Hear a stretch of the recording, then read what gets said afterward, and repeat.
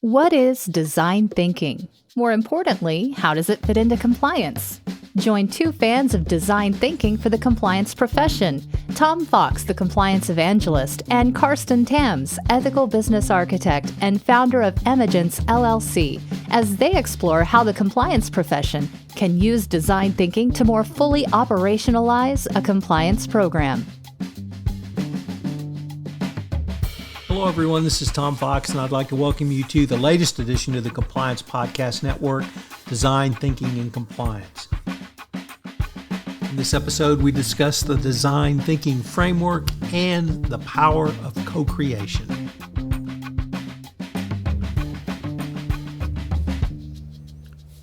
Hello, everyone. This is Tom Fox, back again with Carsten Tams for episode 2 of Design Thinking and Compliance.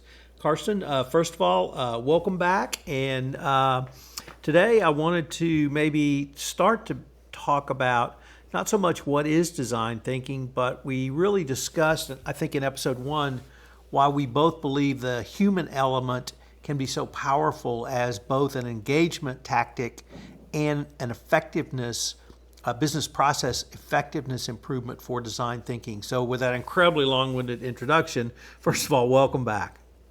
It's good to be back with you, Tom. So, Carsten, maybe we could start off by focusing on the user, because the first time I did a design thinking class or sprint, it really struck me how different this was, because after we brainstormed, it became all about the user. So could you maybe start there and why you see that as such a powerful part of this social engineering tool? Yes, absolutely. And so this brings us to what in design thinking is referred to as human-centered design. And this is one really of the core principles that is critical to understand when learning about design thinking. And as you rightly say, in design thinking, we put the user at the center. And I think this is an interesting pivot, especially for us in the ethics and compliance field, because sometimes, when we design tools, codes of conduct, trainings, ethics websites, what have you, we don't necessarily always start by thinking, well, who's the user, what do the user need? Rather, we are driven often by a regulatory impetus, if you will. The regulator tells us, okay, adequate procedures required to do X, Y, and Z. So this drives our design work. The principle of human-centered design really says we need to put the user at the center, and that means that one of the key elements of design is to develop empathy for the user, and this has brought anthropological methods and theories into the area of design. So it's become, one of the techniques that's being used is to really get close to the user, study the user, shadow the user, see what they are doing, how they're using a certain service or product as they go about their daily lives. To really understand and kind of walk in their shoes, to see what their needs are, how the solution is or is not working, and this is absolutely a key element if we are concerned about creating ethics and compliance solutions that are engaging to users.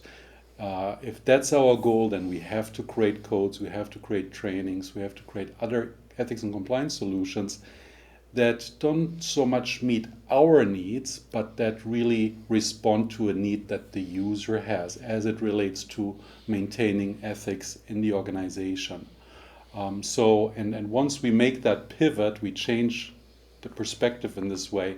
It's also an incredibly powerful tool of thinking about designing our solutions in new ways, in better ways, more engaging ways. So really think about innovation in our space. Carsten, let me pick up on a couple of things that you raised there. The first is, I don't know if you have read this book, but one of the seminal books in American fiction after 1960 is To Kill a Mockingbird. One of my favorite books in America. We all read it in high school as required reading. And one of the key lines in that book is Atticus Finch tells his daughter Scout, you can't understand a man until you've walked a mile in his shoes. And so I'm not going to say life is following art, but the observation that Atticus Finch made, I think, is absolutely prescient for design thinking. But it also really takes it in a little bit different direction. And here I'm going to ask you to maybe talk to us a little bit about the difference in the ways that compliance programs grew up in the United States and Europe. So in the United States, particularly in the first decade of this century, compliance programs were seen as reactionary. They were seen as preventing an illegal act from taking place. They were seen as very rules-oriented, written by lawyers, for lawyers. Here are the rules, don't cross the rules. And indeed, when I did training, many salesmen would say, just tell me the rules, Tom. I don't need to know the why. But at that time, it seemed to me the European approach was somewhat different. It was much less rules-based and more values-based. And so there would be a discussion of what are our company values. And our values, whether it be honesty, doing business ethically and in compliance, transparency, accountability, a wide variety of values. And from those values, then you would have a much broader and perhaps even more engaging discussion about what that mean in the real world of business. And the thing that struck me about your remarks in design thinking is that design thinking does not take a rules-based approach. It does not say, we expect you to violate the rules. We expect you to violate the law. Here's the way not to do that. It turns it around to say, we're going to help you to do business with some guardrails, some guideposts, or something that is going to work for the way you do business in the real world. So, number one, if my recitation of perhaps the difference in American and European training models is correct, maybe how have you seen that European values model work, and why that part of design thinking you feel is also an advantage? Yeah, you touch on so many great points, and maybe let me add my 5 cents to in perspective on those same points. So I do agree with you that I think that in the early stages of our profession, the ethics and compliance field, the focus has been very much on constraining unwanted behavior, delinquency, violations of the law. And I think that's been a natural reflex, considering that it was a response to major corporate scandals, compliance failures. I'm thinking of Enron and WorldCom and what have you. So there's a natural impulse to focus on malfeasance and how can we rein it in and constrain it. So constrain negative behavior. That was really the focus. And I do think that design thinking very much corresponds to this, I think, next phase that you've been describing, that I think we need to move towards if we don't want to just merely focus on deterring bad behavior, but resilience, organizational resilience against ethical misconduct also requires that people in the organization are capable to resist, to respond, to intervene against, so to engage in positive ethical behaviors that help sustain the ethical values of the organization. And I think that hasn't been focused on enough in our field. And so this emphasis that human-centered design places on understanding the user really can help us overcome this lopsided focus on let's say, human deficiency. Because if we look closely at employees, if we really empathize with them, if we look how they behave in day-to-day work life, then we will notice that by no means are they only let's say potential offenders or risk factors.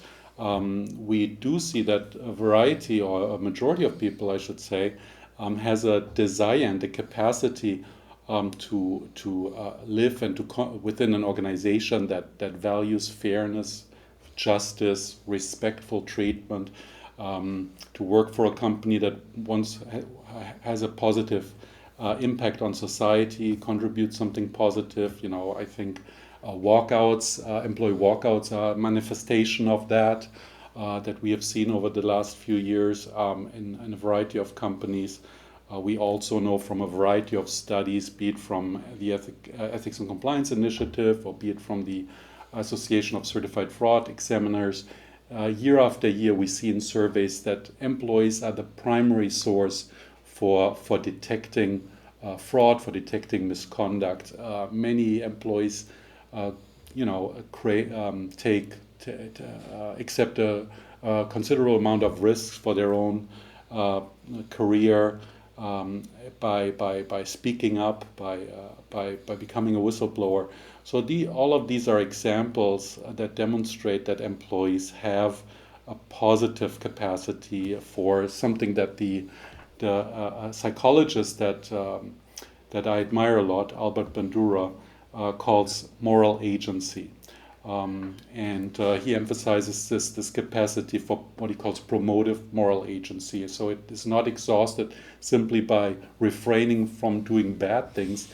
It also encompasses the capacity of every human being to participate in the shaping of social norms, and also standing up and helping to defend, maintain, and help evolve these social norms. And this negative deficit-based view and approach towards employees, I think, is what can really disengage employees. If we go to employees and we approach them as potential offenders, that is not something that appeals to somebody who reads a code, who sits in a training, who goes to a reporting website. But if we approach people as potential allies with the capacity to participate in the shared responsibility of upholding ethical values in the organization, that is an approach, that's a message that people can embrace and participate in. And so this human-centered approach speaks exactly to that point, to broaden our understanding, recognize, yes, of course, some people do bad things under certain circumstances. We need to guard against that. But then it also encompasses this question of how can we engage people and harness the collective capacity, human capacity of all employees in the organization to help defend the ethical values that we hold dear. Carsten, the ACFE, Association of Certified Fraud Examiners, tells us annually in their report to the nations that, as you correctly note, the largest detection of fraud is through whistleblowing. But if I could take that a step further, because our colleagues at ECI published a report this year that showed that a vast majority of whistleblowers or reporters of misconduct were willing to do so, even if it was at a personal cost to them. And so it strikes me that the moral agency you're talking about actually not only exists, it exists in the workplace, and it exists even more pointedly currently in best practices compliance programs in the form of a robust speak-up culture and reporting culture, and that design thinking through its user engagement really can harness not simply these behavioral psychology concepts, but things that are already a part of the compliance program. Have I tied that together in a way that makes sense to you? Yeah, that's exactly what I was trying to get at. That there is, it's about making this shift from a deficit-based view, as it's sometimes called, to a strength-based view that says people really have capabilities, and a good building a strong ethical culture requires not only that we compel people to abstain from non-compliant behavior. It really points us into an entirely new direction, which is, and you said that earlier, and I thought that was exactly to the point. It's about helping employees, helping them to fully actualize their human capacity to engage in behaviors that help us maintain ethical values. So that is primarily through Speakup Culture. Absolutely, you hit it on the nail there.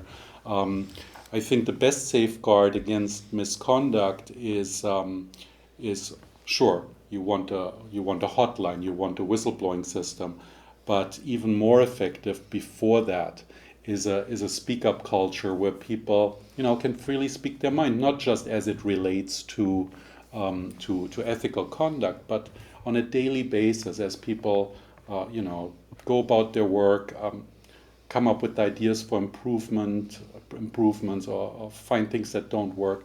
Do we have an organization where coming up with improvement ideas and optimizing the business, where that is something that somehow is the exclusive purview of the higher ups, of the boss and the team, or is it something where we on a daily basis maintain a culture of seeking input from employees in the interest of the continuous improvement of the organization? And if we have this type of Speakup culture, I think it will really help the resilience of the organization also as it comes to ethical issues. Carsten, there's another thing that strikes me in listening to you about design thinking that I think the academic research has borne out, and I would point our listeners to Dr. Kyle Welch and his analysis of whistleblower reports, anonymized whistleblower reports made available to him by Navex Global.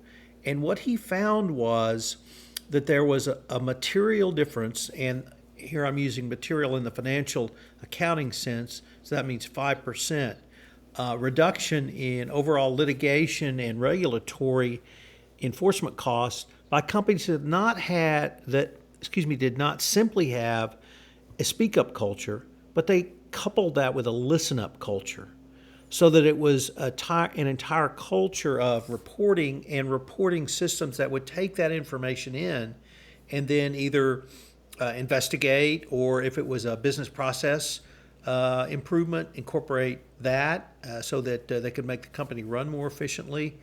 And it also strikes me that design thinking incorporates the listen-up part of a speak-up culture. And I know many compliance professionals struggle with, I understand having the reporting system, Tom, but I'm not sure I understand how to teach or train or instruct on the listen-up part. But design thinking has the listen-up part actually built into the process, because it's not simply a up-down, left-right, one-way form of communications. It's really a two-way form of communication. So as we move towards the end of this episode, I was wondering if I might get your thoughts about why the listening part in the design thinking process by the design team is so critical in addition to the engagement of the users. No, you make it again an excellent point there, and drawing the analogy between the conversation we have in ethics and compliance around the importance of listening up. I think that's a nascent conversation, right? There's a lot more emphasis on speak up. The onus is put on the employee to kind of, be courageous and say what they have to say. But the flip side, of course, is the importance of listening up. And yes, you're absolutely right. This is really core to the way that the design thinking process is structured. There are various points throughout such a design thinking process where design thinkers use methodologies to make sure that everybody has an opportunity to share their ideas. So design thinking processes, what makes them unique is that they consist of recurring sequence of a divergent thinking and convergent thinking. So divergent thinking is all about expanding our understanding, about developing, brainstorming, ideating a ton of ideas, throwing them at the wall. And then the convergent piece is about analyzing, evaluating, zeroing in on the things that work best, on the key insights that we gain from that expensive research that we previously did. But I say this to draw attention to this divergent part. And for instance, in a design thinking process, you'll often find that people have an ideation session, a brainstorming session, and rather than the conventional type of conversation where people sit around the table, some people speak, others listen, or some people throw out ideas and others maybe criticize them right away. Design thinking really makes sure that everybody gets to articulate. That often happens with the famous post-its or sticky notes, as they are also called, and so it doesn't matter what your status is, etc. Everybody will take notes, put them on the wall, and they're there for everyone to see. So this is just one example of how the design thinking process really invites people, and that's kind of the listening part, to say, people, we now want to hear from all of you. And it creates this breadth of information, breadth of ideas, and it really gives you a good, accurate understanding of what the group as a whole thinks and feels. So it's I think an organization that adopts a design thinking as a modus operandi, if you will, is really incredibly well equipped to nurture this kind of dialogue consisting of both speak up and listen up. Absolutely.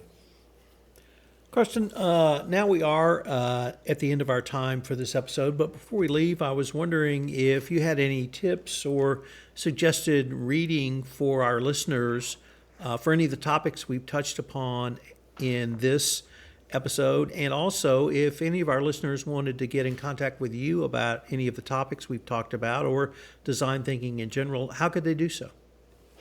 All right, yeah, so let's start with your first question. Some of my favorite readings.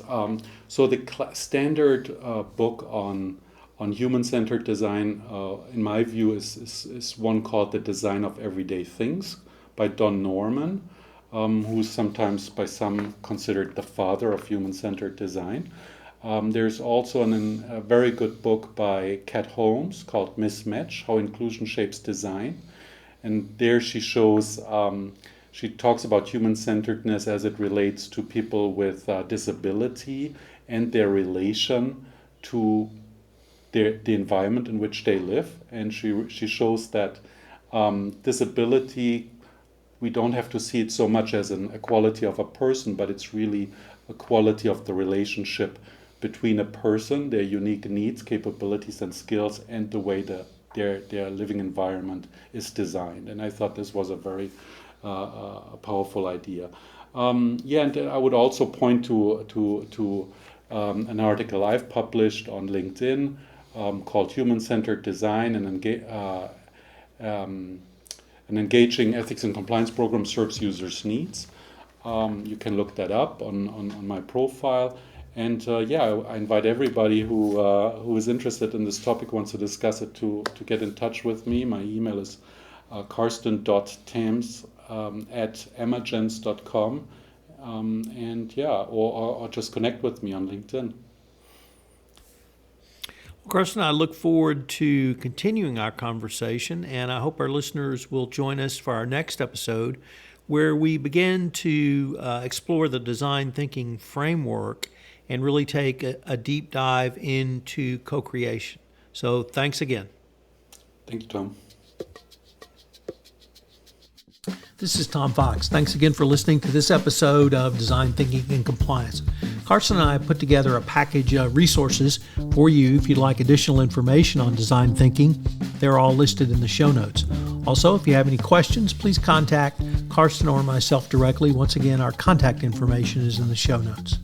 If you like something a little bit different, check out Effing Argentina, where with my co-host Greg Greenberg, we take up 11 tales of exasperation in modern American life. It's a little bit different, but it's a whole lot of fun. Also on the Compliance Podcast Network. Thanks for listening, and we look forward to visiting with you again.